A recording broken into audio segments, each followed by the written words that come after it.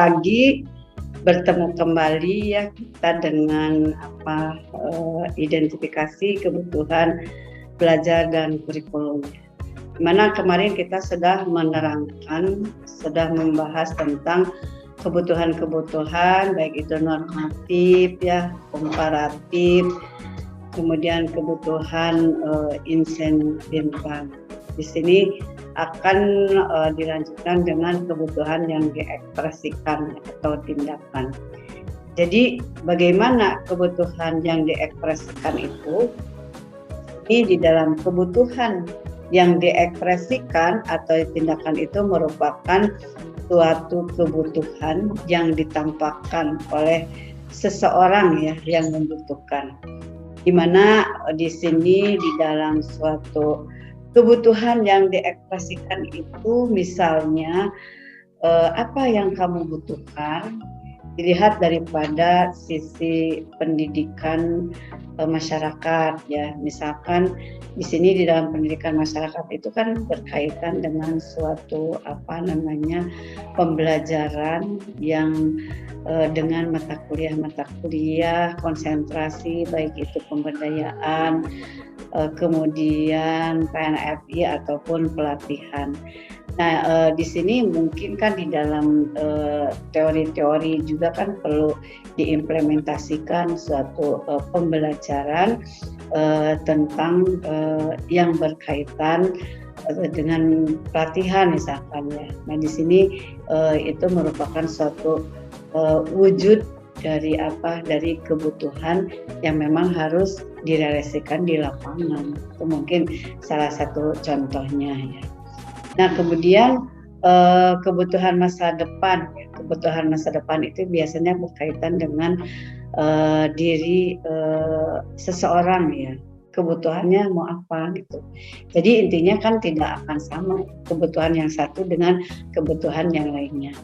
Kebutuhan peserta didik dari jurusan misalkan biologi ya, kebutuhan peserta didik misalkan dari jurusan kimia misalkan ya, itu kan pasti kebutuhannya akan berbeda dengan melihat dari masa yang akan datang.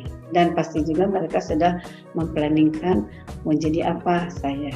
Berarti kebutuhan-kebutuhan juga harus disesuaikan dengan tujuan yang akan dicapai ataupun dengan cita-cita yang akan dituju ya, sesuai dengan mereka mengikuti pendidikannya di bidang apa. Nah, di sini di dalam kebutuhan masa depan, identifikasi kebutuhan itu kan diartikan sebagai apa? Yaitu akan membantu ya dalam mempersiapkan peserta didik agar mampu memantau lingkungan dan memahami kemungkinan-kemungkinan yang dapat terjadi di masa depan.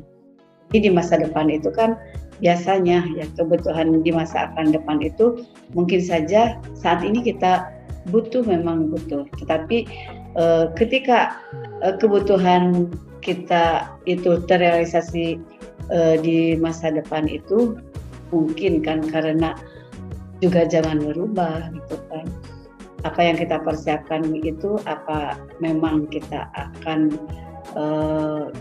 komitmen di sana ataupun juga mungkin ada perubahan walaupun sudah dipersiapkan dari sekarang. Jadi intinya ada kemungkinan yang dapat terjadi di masa depan walaupun sebenarnya kita sudah optimal ya untuk mempersiapkan itu.